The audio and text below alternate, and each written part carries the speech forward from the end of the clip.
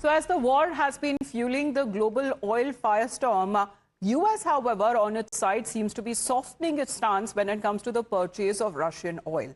US says that it has hit on the pause button as some sanctions that has now come amid the surging oil prices, where the US Treasury or the administration says that Treasury Secretary, however, says that this 1 month waiver window that has now been given for the purchase of Russian oil, and this step rather is aimed at easing global supply fears. And however, will this move calm the oil price volatility? Because the Trump administration seems to be taking on these steps to ease sanctions on Russian oil. The US Treasury Department has announced that it is taking these steps to further ease sanctions on Russian oil as crude prices have been surging during the Iran conflict. And the agency says that it was granting a license that authorizes the delivery and the sale of some sanctioned Russian crude oil and petroleum products for the next month. Well, this development is coming in a time that one country, which has also been India, however, according to the US side, has been permitted for 30 days as far as this waiver is concerned to purchase Russian oil. Now, it has been almost 2 weeks since the West Asia war started, and at present that remains tense and the future still remains uncertain. India, however, seems to be working on its battle plan to tackle the looming energy emergency.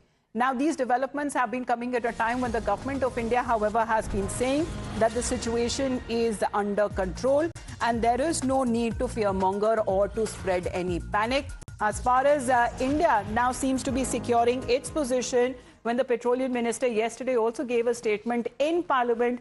However, the opposition seems to be of the point of view that the situation on ground is starkly different to what the assurance that has been coming in from the government of India's side. Jairam Ramesh of the Congress says that Ayatollah Khamenei, the constitutional head state of Iran, was assassinated on 28th of Feb 2026 by US in Israel, and the Prime Minister is silent. The surrender or the compromised attack on the Prime Minister has continued on part of the Congress. They say that the EAM is silent. Parliament is yet to have an obituary reference. India has rightly condemned Iran's attacks on Gulf states, but is completely quiet on the US-Israel assault on Iran in the first place. And it should be remembered that Iran is a part of the BRICS Plus Forum, which India holds the presidency for this year. In May 2024, the president of Iran was killed in a mysterious helicopter crash the Modi government ordered one day morning on May 21, 2024, and the parliament had an obituary reference as well when it was convened. Well, why the hesitancy now? A compromised prime minister no doubt wants to avoid antagonizing his American and Israeli friend in quotes. Well, Nyamika is connected with us right now. Nyamika, as far as India's stand is concerned, the prime minister has made it clear from the beginning. India has a stand, it is not neutral, where it backs for dialogue and diplomacy. But as far as foreign policy is concerned, it cannot be held on the terms what the opposition wants. Well, the opposition and specifically the Congress party is repeatedly making this demand that the Prime Minister and the External Affairs Minister must speak about the assassination which has taken place of the Supreme Leader of Iran, and that is what is being stated by Mr. Jairam Ramesh as well. He is the Rajya Sabha MP, and today in the tweet which he has done on the social media, he has basically questioned that why there is an absolute silence on the part of Prime Minister Narendra Modi as well as the External Affairs Minister S. He has also raised a demand that there should be an arbitrary reference which must be done by the government of India regarding this entire matter. He has also given a reference of May 2024 where the president of Iran was being killed in a mysterious helicopter crash, and after that the way in which the Modi government has ordered one day morning on the May 21st, 2024, and also made an arbitrary reference when the parliament was being convened. That is the reference which is being done by Mr. Jairam Ramesh. The way in which the Congress party has continuously taken a jibe over Prime Minister Narendra Modi regarding the compromise term which they are using against him, that is also being mentioned by Mr. Jairam Ramesh, stating that if it was being done in 2024, then why the Modi government is completely silent in the current scenario, as why there is so much of hesitancy now, as he has also compromised PM has no doubt wants to avoid. As far as India's foreign policy is concerned, and over the stand that India has taken on Iran, that seems to be coming in from the opposition side, in particular the Congress. But let's tell you exactly what has been the reality.